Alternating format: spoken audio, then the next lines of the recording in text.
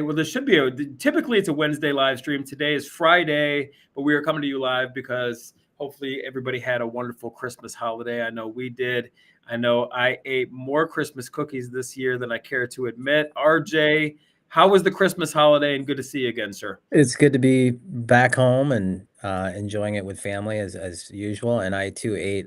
It wasn't cookies, but it was pie this time. We had pies everywhere, so I had to work off some pie this morning. Glad to be back into the normal routine, and I'm super excited about today's guest because this is our first time we're ever talking about residential assisted living, right? Residential assisted Yeah. living.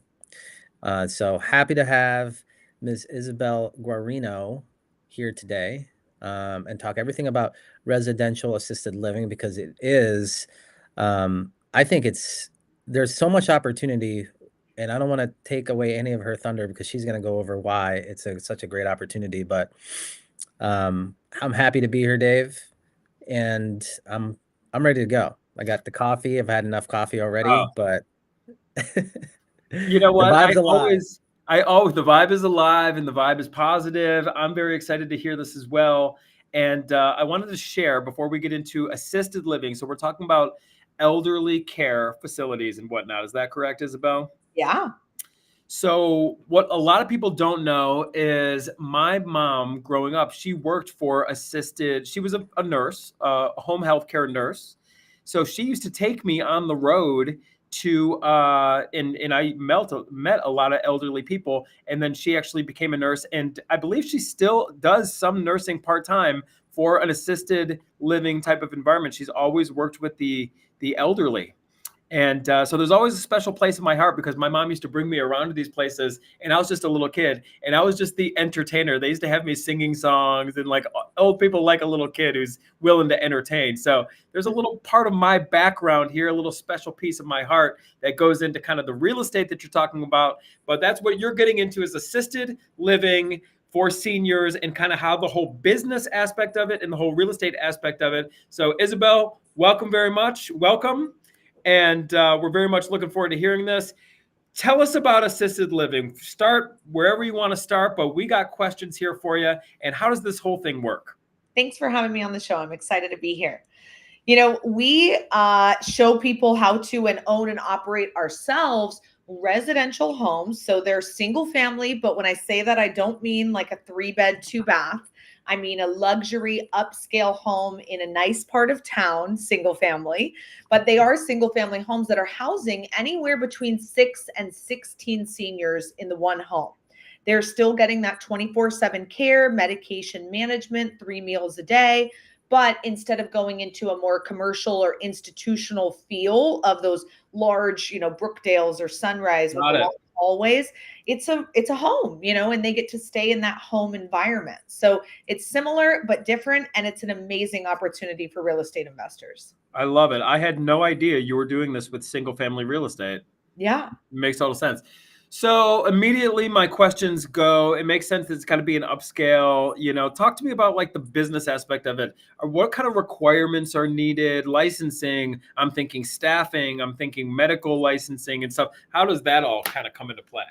So the physical home will have a license on it, and it's really based on safety. It doesn't need to be ADA compliant, but you want it as close to that as possible. So wide hallways and doorways, ramps, guardrails, handrails, things to keep the seniors safe. And then you will be hiring a licensed administrator, which in the real estate world, we call that a property manager. They run all of the day-to-day within the home. They do the marketing and find the new residents. They do the tours. They hire, fire, train the caregivers. They're doing everything running the business for you. And then they're hiring licensed caregivers who do the 24/7 caring of the seniors. So the home has a license, the administrator has a license, and the caregivers are licensed. You do not need a medical background, nor are you licensed at all in this process. Wow. And is that kind of what you do is help people get, obviously that's your main business, right? Yeah, we show people how to find the home because you could build custom from the ground up. You could convert a single family. You could lease a home to use for this or buy one of the 30,000 RALs that already exist. So depending on which of those four, getting that all up and running, how to raise the capital so you don't have to use your own money for it, how to hire the staff, get your policies and procedures. I mean, everything. We teach A to Z how to do this so that you're not going at it alone, basically. How much does it cost for a typical center that houses, an average, what, she said 6 to 16. So Yeah. let's just say it's 10, Yeah. or 12. Yeah. Like, how much does it cost from a money standpoint to get one of those up and running? And let's just say it's one that is it's not the one that you're going to have to build. It's a home that you identified that would potentially make this work. Yeah, a single family you're going to convert to. So depending on where you live, it's going to be the cost of real estate in that area. If we're in San Jose, that's very different than, Joplin, Missouri, right? So yeah. it will range the cost of real estate, and then what are you doing to renovate it? If you think this 300 to 500 square feet per resident. So with 10 residents, minimum of a 3,000 square foot home, upwards of 5,000 is really comfortable.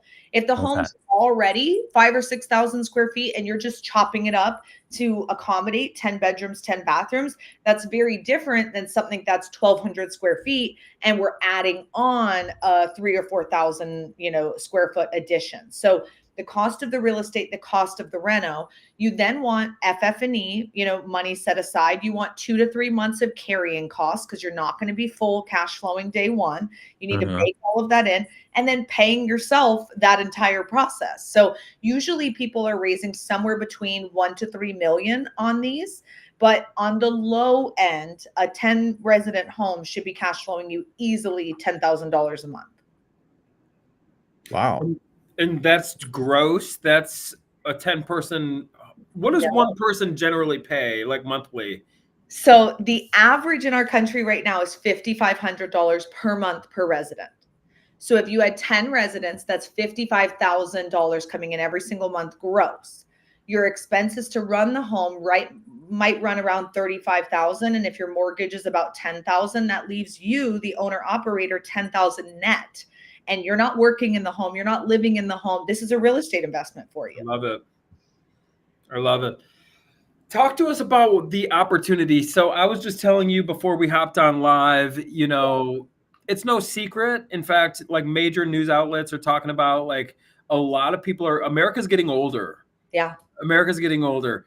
So I foresee this like being a huge opportunity. And I'm thinking about my own parents, honestly. I would so much rather be in like a nice single family home environment than like a big box care facility. I mean, this is yeah, for sure. I think there's a huge opportunity there. Talk to us about what you're seeing. Are there different parts of the country where there's more of a need for this than others? We can start there. We call it the silver tsunami, right? We have currently the silent generation is who lives in assisted living. There's about 44 million in that generation. But the baby boomers, there's 76 million, and they're not in assisted living yet. They're still 5 years out from the eldest of that generation, even potentially needing assisted living. So we are 5 years ahead of a 20-year run. I agree. We are currently 1.3 million beds short in our country today. So you go to places like Arizona, where there are 3,000 group homes in this one county I'm in right now. It seems like, oh my God, oversaturation. Like I wouldn't want to go there. Yet other people want to come here because the rules are so clearly laid out that all you have to do is follow the rules and get it done. You go somewhere like Vermont, New Hampshire, Connecticut, Rhode Island, where our students were the first care homes in the entire state. They have waiting lists out the wazoo. They're able to charge extremely high premiums because there are no other options than the big, nasty, commercial facility down the road that you're getting abused, you're getting neglected. The care ratios are 30 seniors to one caregiver in big boxes. Wow. It should be illegal. It really should be illegal. Yeah.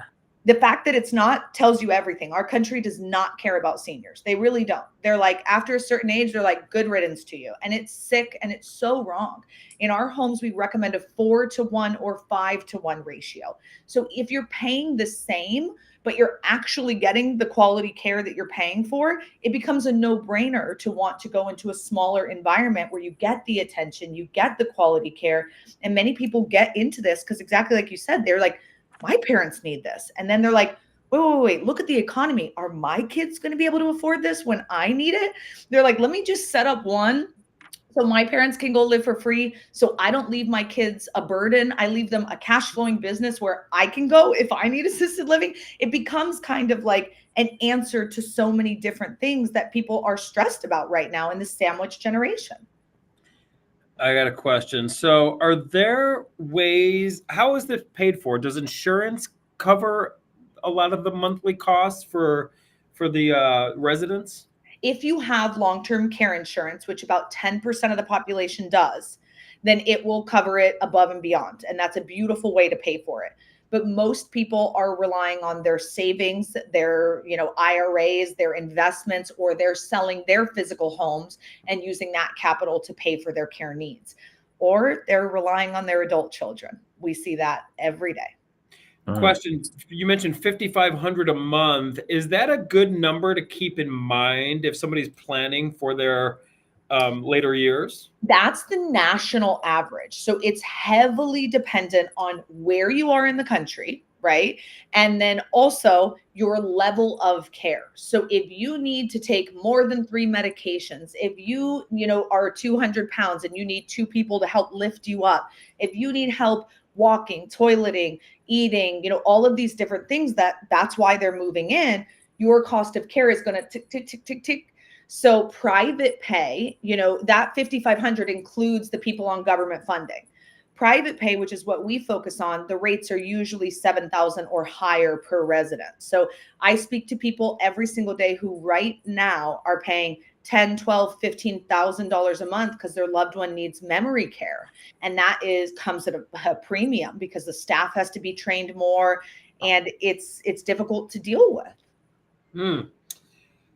I got another question. Are there any states that you know of? Because you had mentioned a couple different states, where your students are kind of the first ones there. And by the way, I think you're super early. I think this is going to be huge. I really do. This is almost like, I feel like Airbnb in like 2016. Boom. Yeah. Is what it feels like. All the time. I'm like, Airbnb is terrible to get into. I'm like, 100%. But if this was 20, 30 years ago, I'd be like all over it, like go for it. And that's exactly what I feel like is happening with residential assisted living is the people who get in now are going to be so freaking grateful in 10 years when they have 10 homes and they get to bundle them up and cash out, or they just get to sit pretty, cash flowing, and they have a better reputation and brand because everyone else is new to the game and they've been there. They know what they're doing, I got a question, and then RJ, do you have any questions? I do. So real quick before you go with yours, a lot of our, viewers are in the residential space, and so they're looking to acquire some assets in the landlord-friendly states. But this model doesn't really require you to do that, right? Correct me if I'm wrong. Does it it doesn't really matter. The landlord-friendly states doesn't really matter with this model, correct? Yeah, there's no tenant landlord or tenant rights because they're not tenants. They're signing a residency care plan. So if you can no longer accommodate their needs or they no longer fit the plan, you are not allowed to keep them. It's illegal for you to keep them. You have to have them move on. So yeah, you can go anywhere because we're also a federally protected class. Because of the Federal Fair Housing Act, an angry neighbor, an HOA, a city, a state can't tell you no. We can be anywhere, which is also the beautiful thing of us versus Airbnb. They're getting shut down everywhere nowadays, and they're making it really tough for those owners. But with us, we're protected, and that's a beautiful thing. Yeah. That was kind of the question I had. Are there any no-go states where you advise your students to this is just not the place to go? Too much red tape. It's just terrible to do business here. It's not that it's like a non-friendly landlord state, but I would say that some states are just more difficult to do business in general. You've got the Californias, you've got the New Yorks, and even like Chicago, right? Like they're just not necessarily friendly to business owners in general, whether it's RAL or anything. Who is friendly? We all know it. It's the Texas, the Florida, the Arizonas. It's a lot of our red friends, right? And that's who is typically more friendly to business owners. But we have people in all 50 states doing this. So it is not impossible just because there's a couple more hoops to jump through. Mm-hmm. I want to get into the financing piece a little bit. So how are most people kind of raising the money? I mean, obviously, we're talking about a residential piece of real estate. So when it comes to the acquisition, I mean, you can probably get money from a variety of lenders because they're lending based on the asset, right? But how are most people raising money? You said 1 to 3 million, because there's very specific construction and permitting kind of needed, obviously, to convert this upscale single family home into a senior living facility. Yeah. How are most people kind of constructing the financing and piecing this together? The two most popular ways is SBA 7A or 504 loans, because they'll pay for the real estate, the reno, the carrying costs, FF&E, and paying you all the while. So it's a beautiful way to start this business, is with a small business loan, an SBA loan. The other way is honestly private money through syndication. That is so popular in this. And, everyone has a loved one who we say this. I guarantee you're going to get involved in senior housing one way or the other. Either you're going to be lying in the bed or writing the check for someone who is, or you can be owning the real estate, cash flowing, and having a place for your loved ones to go if they need assistance. So when you go to raise money for this, that's a lot sexier than coffee beans or gold bars or whatever the heck, people are going out there and raising private money for. It's like, this is something that hits home. And everyone can see that. And if you're giving them great returns, it's probably the easiest thing I've ever had to raise capital for sure. Do you help your students kind of really put this business model together to go out there and like raise money? Like that's what you need. You're raising against a business. It's not just a piece of real estate, Yeah, I heard SBA, which is what? Small business. SBA is what? Small business. Government business money. Yeah. Yep. So it's definitely part of what we teach them, because I know that's like everyone's big fear is, okay, the real estate part's the easy part. And for some people, they're even like the staffing part's the easy part, but it's that big, how do I raise this money? How do I actually do this? So we go through what you need on your business plan, how to speak to the investors, what you need in your pro forma. We do a whole section on syndication and asset protection. We literally cover everything so that you leave feeling so confident and comfortable being able to go out there and make it happen. It's amazing. Like what you're doing, people they're going to be real confident in raising money with this particular raise, with this particular asset class, with this particular business. It's ridiculous. Some of the things that people are raising money for, there's just these nonsense businesses. And I know because we work with a ton of private lenders and they're pitched all these different opportunities. And I'm not going to throw anyone under the bus or anything like that, but I got a handful of lenders. They recently lost money in this. It turned out to be like a bullshit Ponzi scheme or something, but it's like there are these water towers at grocery stores or something like that. I don't think people should have a lot of fear. They should have a lot of confidence in what you're teaching them to do. It's a very honorable thing that people really need. This isn't like some garbage business, 100%. And the thing is obviously the real estate can always, people are like, well, what happens if it fails? How do I go about that? And what do I do? You will probably never sell this as just a piece of real estate again. You'll always sell it as a real estate and a business transaction. Correct. So multiple, you're going to get a multiple, and someone else is going to run this business, or they'll turn it into some other form of group home. If their heart isn't for seniors, they'll do clean and sober, or developmentally disabled adults. They'll do something with it, but it will never be a single family home again, more than likely. Isabelle, have you been involved in that side where you help it get up and running, and you can basically sell it with a business broker or to private equity? Have you been involved in that part of the sell?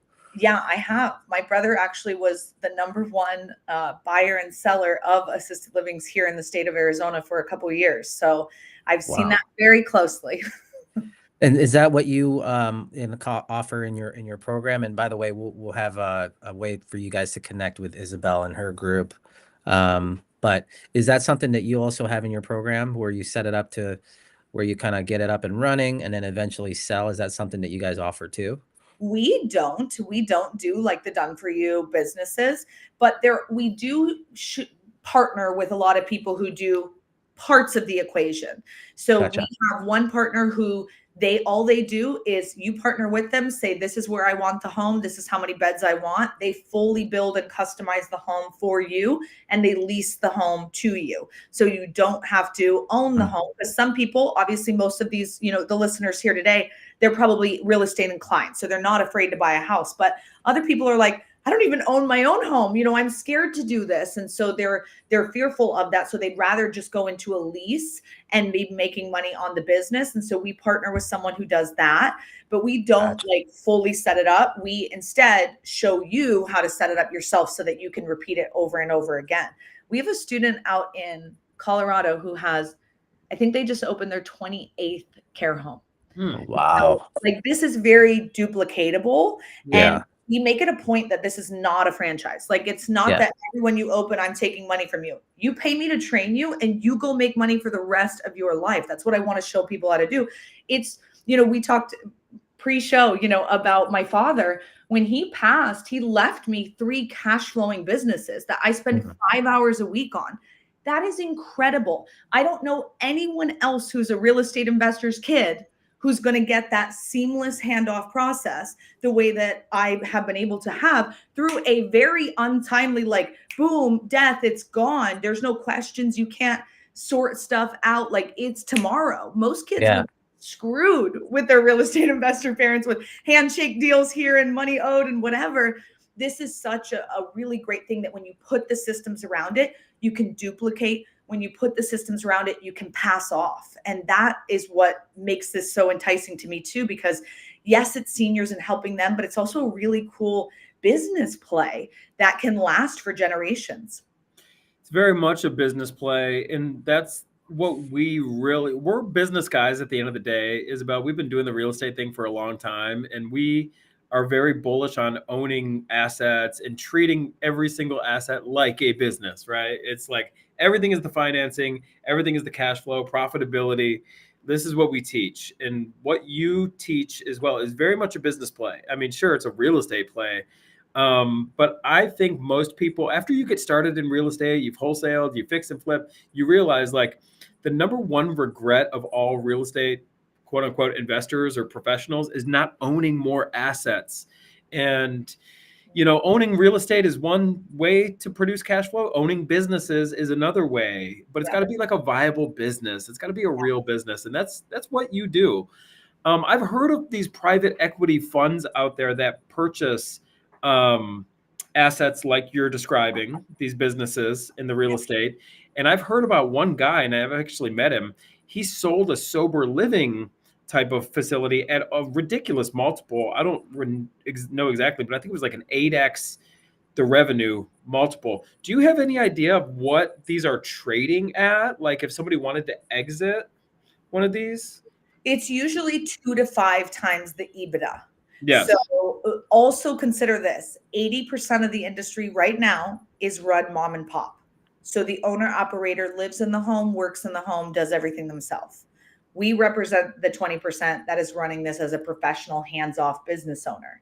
So most of the people who are currently trying to get out, they are in that 80% of the mom and pop. So that's why 2 to 5% right now. I personally think in the next 10 years, we're going to be a lot higher and closer to that 4 to 8 times the EBITDA right there.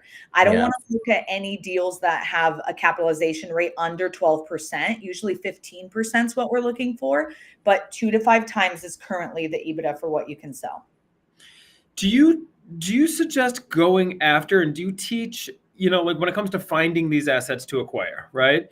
Do you think that's a good place to go after the mom and pop owners right now and then bring them into your program, take on these assets, and then put your business structure in place to kind of do it that way? It can be good, right? The pros, you're up and running, you're cash flowing right away.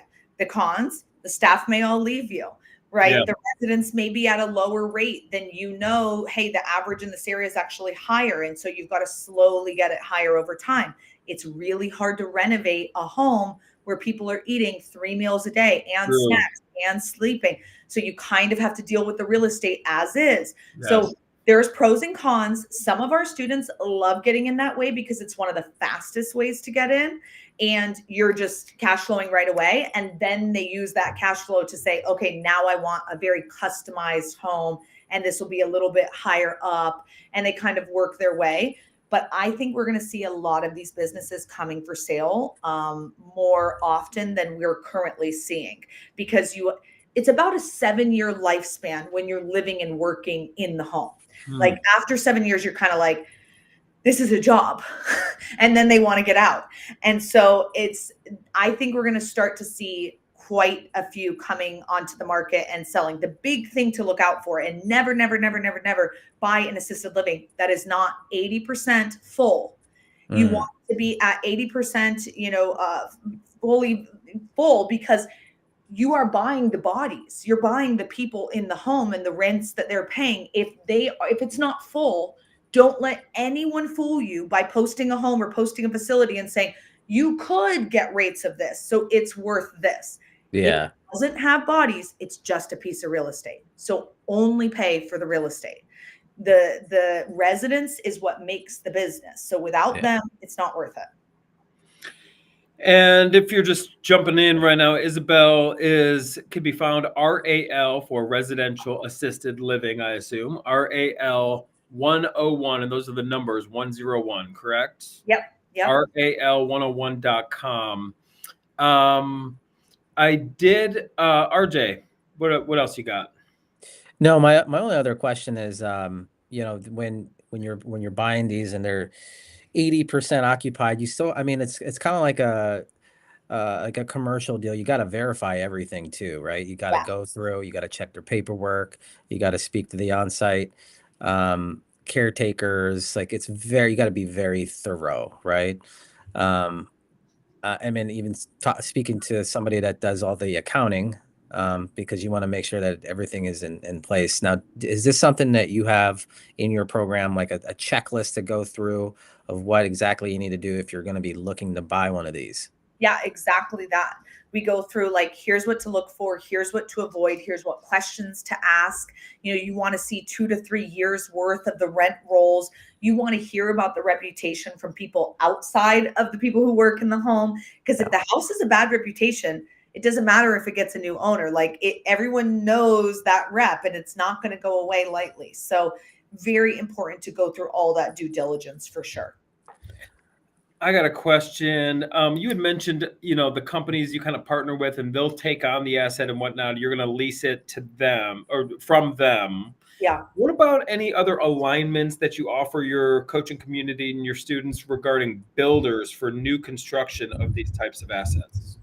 Yeah, because we teach nationally, we do have a couple different people that we partner with. Some that do building, they do floor plans and blueprints and stuff like that for custom builds. We have other construction people that you can work with. We've got all sorts of different stuff, even, whatever it is, financial advisors and things like that, people who can help you do the different depreciation factors. And just 10 years in this business, we have literally hundreds of partners. We throw the only convention for the smaller assisted livings in the entire nation. Once a year, we always throw that event. And that event is where all those vendors get together to really give our students and the attendees just the best deals on things that they're already going to be using in the home. So it's really fun to be able to kind of pull the whole industry together. It is very good. And I mean, if I was just getting started in this, I would absolutely want to work with somebody who's doing this and been doing it for a long time. But because, I mean, it's all about, if you can get your hands on the SBA money, I'm here to tell the listeners, that's like an endless pit of government money. And then you're acquiring real estate and you're acquiring a cash flow business that is it's not some trendy business. This isn't something that's going out of style, right? Like, there is a few inevitables in life, right? And one of them is that we are aging. I mean, come on, this is like common sense. And then there's another, human need. What is the human needs? It's like food, water, and shelter. We are in this is the shelter business for an inevitable person who is getting older. You're providing a quality of life which is superior to what most people are living in, which is a big box type of nursing facility. Nothing against that, but it's just like a classroom of students, right? If you got a classroom of 100 students to one teacher, they're not going to get the same quality education as maybe 20 students to one teacher, right? It's the same with this assisted living stuff. You know, if you got a group of people, there's 10 people, you know, to one or two caretakers, a 1-to-5 ratio is just such superior care. And you got people who are, I mean, who's not, if you got the money and you got the loved one in need, you're stroking the check for this. This isn't like this, you know, maybe I'll do it. It's not a big screen TV. It's not like, well, you know, if you got the money, you're going to do it. I think it's great that SBA could get involved, because I'm here to tell all the listeners that's the endless pit. And then also you will help them raise private money. And you guys have done this for so long. So there's just set up the right way. It's like a no-brainer. I really, I mean, eventually I might be looking into doing this for ourselves, right? At some point. What are we missing? What questions were not asked? And what kind of final thoughts here do you have regarding the space and kind of working, what it looks like to work with you? I think so you guys hit a lot of the big questions. You know, where are good states to do this? We went through that. We went through the HOA and you know how we're federally protected. I think another big thing that people get hung up on is they're like, what about liability? You know, what happens? Am I liable for all of this stuff? You know, liability insurance is about $2 to $3 per day per resident. So with 10 residents, it's $900 a month. It's a line item. You definitely want it. You definitely need it, but it's not something to keep you up at night. It's not going to be like the biggest bill that you have, if I'm being honest, right? No. Caregivers is by far going to be your biggest bill. 40% of your total expenses is going to go to the care staff, as it should. They're the ones. Yeah, you're not going to be taking care of these guys because you don't have the wherewithal. I mean, come on. No, that's not my God-given skill. Like, no. I'm not a great caregiver, but I am a great business owner. So that's how I can contribute to my family and you know, the generations that come after me. So yeah, final thoughts. I would just say, like, if this is calling to your heart, it can't just be a money play. You do have to like actually like seniors and, you know, want to do right by them. But if this is calling to your heart, it is such a beautiful industry to get into, not only because of the cash flow and the asset that you have that's just gaining value over time, but also the impact that you get to have on these seniors, the families, the caregivers, and even your own family. I've seen people's lives change from this. My own life has been changed from this. And it's really just an amazing industry. So if it's calling to you, I encourage you to get involved. And I encourage everybody to do something to ride the silver tsunami, because it is coming and we cannot stop it. So figure out a way to, you know, get involved some way, somehow. I got something interesting, and then RJ can wrap us up here. But I got this book, and it's Tell Me Your Story, Dad. And I fill this out every day. I journal just a little bit. And this is for my kids. This is my whole life story. It prompts questions that I journal about, and got all into my childhood. And what I wrote about, and actually right here, I don't know if you guys can see this, but it said, you know, describe character, personality traits you inherited from each or either your parents, right? And my mom worked in the nursing home facility, and I journaled about that. But my dad was also very much caring for others. He worked with veterans. He was a registered nurse at the VA, and he was a corpsman in the military. And you know, I used to go to Catholic school, and we had this thing called anointing of the sick, and they used to bring in these elderly people, and my dad would always volunteer to like help the elderly, and like this was the whole thing. So it does speak to people. It does speak to me. Right. And I think more people need to be taking care of our elders. Right. It's such an honorable business. So I just wanted to give you kudos. I'm on your website right now, ral101.com. There you are. It's a very easy website to navigate. I got a video here in front of me. But RJ, final thoughts and bring us home. Yeah, we put that in the chat, and you can also see it on the screen, ral101.com. You can connect with Isabelle there and her team. And I really enjoyed our conversation today. Isabelle. So, and we look forward to seeing you at Family Mastermind. That's how this all came together. So, thank you for your time. And I'm sure there's going to be, well, if there's any Q&A, Dave, you want to quickly do some Q&A? Let me see. Quick I don't have any questions. But if you have any questions after the fact, you can go to ral101.com and get your questions answered there. Set up a call. Take a look into this. What are we calling it? The silver tsunami. Silver tsunami. Rolls off the tongue. Pretty Yeah. cool. Silver tsunami. If you guys are interested in that, head onto that website, rel.com, rel101.com, and connect with Isabelle and her team. Yeah, my only question was what's her site? You know, and so it's ral101.com. Isabelle, you're ahead of the game, girl. You very much are. Thank It was you. in CNBC, December 24th. I was reading on my phone all about the aging population. I really believe this is not only an honorable business, but I think you're early to the game. Like we talked about, this is Airbnb in 2016 before everybody got involved. And there's no one better to learn from than somebody who is in the game right now, who's been in this game, is going to help you avoid all the pitfalls. So thank you very much for joining us here today. And everybody else, we will see you on the next live stream. Peace out.